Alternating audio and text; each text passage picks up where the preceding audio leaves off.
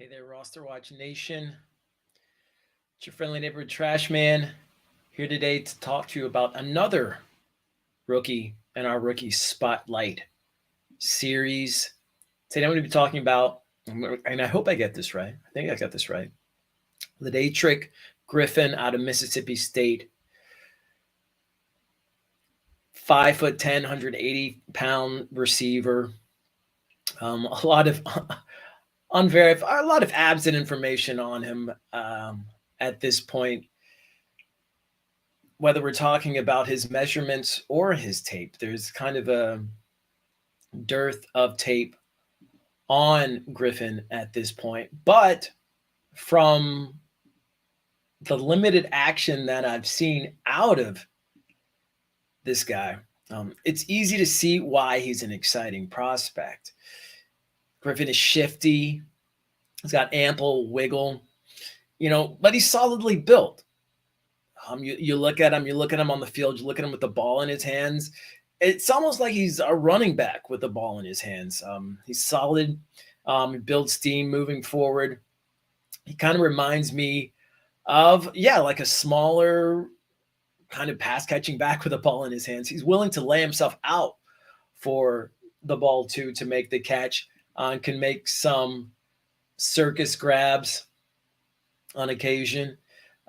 Just a lot more range than you might expect from a receiver of his size.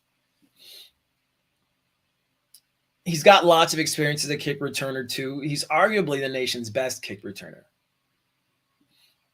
His 32.2 average yards per return led the nation.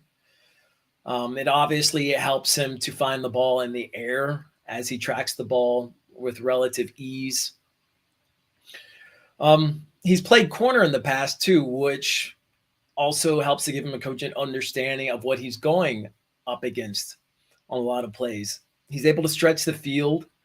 He actually holds the record for most receiving yards in a single game for Mississippi State with 256 yards. That was on 7 catches. He plays primarily out of the slot, though, and foresee him playing primarily out of the slot on the next level.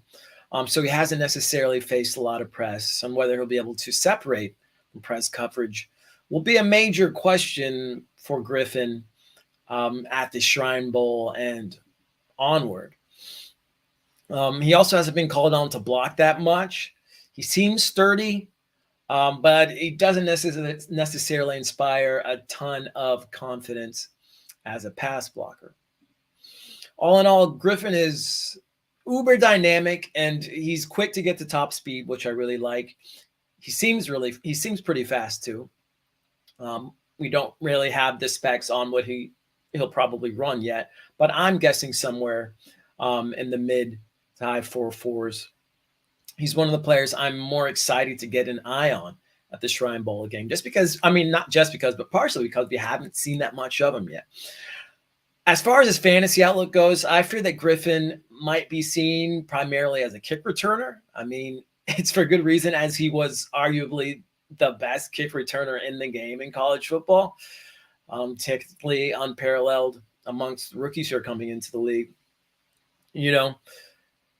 And as special as he might be in that department, if he's not going to get regular snaps as a receiver, it's not going to pay off for you in the majority of fantasy leagues. His performance at the Shrine Bowl and subsequent combine will go a long way in helping to determine, whether he's considered a real dual threat in the NFL. If he does see the field more than just on special teams, Griffin does have the talent to break away for big games and ultimately for big fantasy games. I think it could be an uphill battle for him, though, just based on preconceived notions and kind of what he's done so far in his college career. So there you have it, kind of a preliminary spotlight on Griffin. We'll see a lot more of him at the Shrine Bowl. We'll be able to further dissect his game and see if he really is going to be, if he really does have the capability to be a worthwhile fantasy producer. So there you have it. This has been the Trashman on behalf of RosterWatch.com. If you like what you're hearing, if you like what you heard, leave us a comment, give us a follow. Join us at Roster Watch Nation. Until next time, be ready.